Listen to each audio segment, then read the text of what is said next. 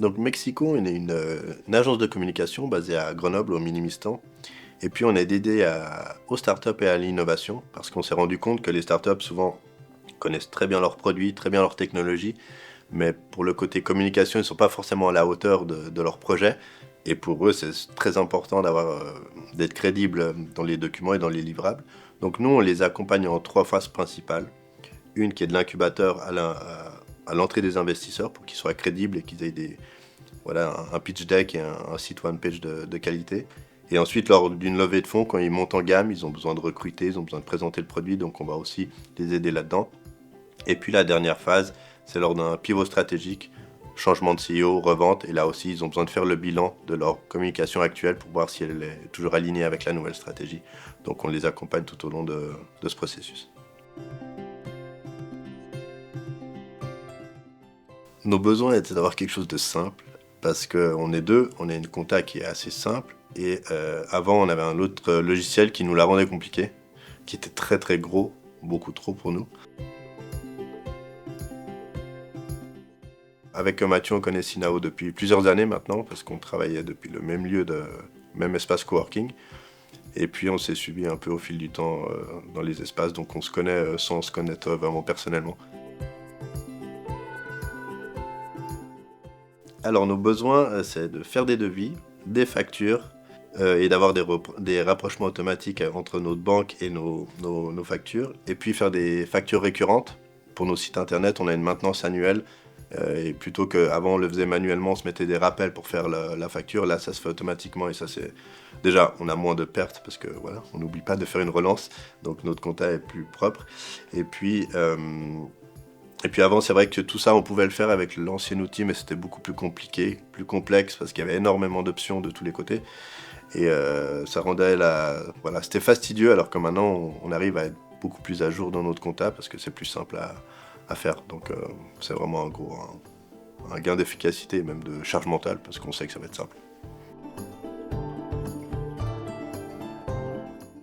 La simplicité d'utilisation de l'interface, de pas devoir à chaque fois aller chercher où est l'option.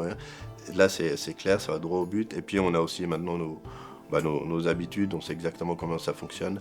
Et puis, on a un suivi plus clair de la compta, parce qu'on est beaucoup plus à jour avec Sinao que ce qu'on était avant.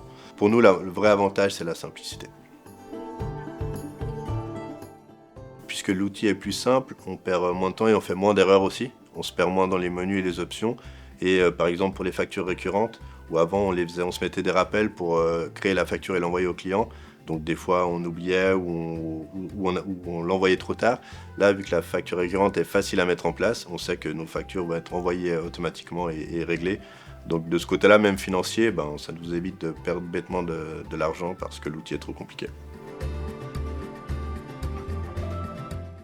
La possibilité de faire des relances et aussi les facturations via le logiciel, donc d'envoyer la facture ou de relancer via Sienao, ce qui nous permet ensuite d'avoir un suivi si la personne a ouvert la facture, payé, pas encore payé, et ça nous permet d'avoir un suivi de la facturation, mais on peut également l'envoyer normalement, télécharger le devis ou la facture en PDF et l'envoyer ensuite indépendamment par email. Mais c'est vrai que suivant les projets ou suivant les factures, on va soit envoyer via Sinao pour avoir un suivi, soit on l'envoie directement en email. Donc ça permet de faire les deux et c'est intéressant. Alors avec le cabinet de comptable, nous on rentre nos informations, nos factures sur Sinao. Eux ils récupèrent les données et puis nous on fait le bilan au 30 septembre. Donc un peu avant, le cabinet de comptable nous contacte pour nous dire voilà il y a telle différence, il nous manque tel fichier, il y a telle justification qui n'a pas été faite ou il y a un retard de paiement sur telle facture. Et ensemble, on va un peu régler. On fait le travail ensemble en fait. On met les factures qui manquent, on relance les clients et on s'assure que pour la date du bilan, tout est au clair. Donc tout au long de l'année, il n'y a pas forcément de lien direct pour Sinao entre nos comptables et nous. Par contre, à la fin, on fait une mise en relation pour être sûr que tout est OK des deux côtés. Et, euh, et là aussi, vu que le suivi est assez simple sur Sinao, on a beaucoup moins de travail à faire avant le bilan qu'avant, où il y avait un gros travail de tout récupérer, les fichiers, etc. Donc on fait juste un point à la fin et ça suffit avec le comptable.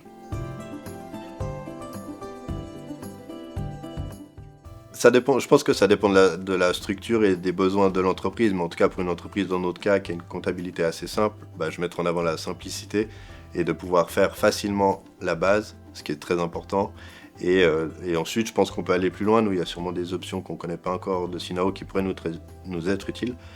Mais c'est vraiment pour les petites structures, en tout cas comme nous, c'est la simplicité. Et puis le suivi de la facturation qui est intéressant de savoir qui on doit relancer, où on en est exactement. Ouais.